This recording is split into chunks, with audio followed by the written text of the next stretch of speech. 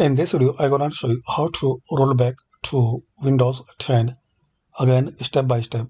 So guys, if you want to uninstall Windows 11 and you want to use Windows 10, so within 10 days you can roll back to Windows 10 from Windows 11.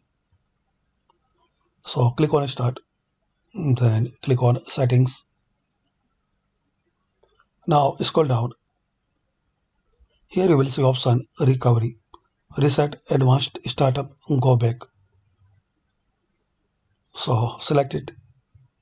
So within 10 days you will see option Go Back is turned on, and you can use this Go Back option to move from Windows 11 to Windows 10 again. I installed Windows 11 before 10 days, so I'm not able to now using this feature.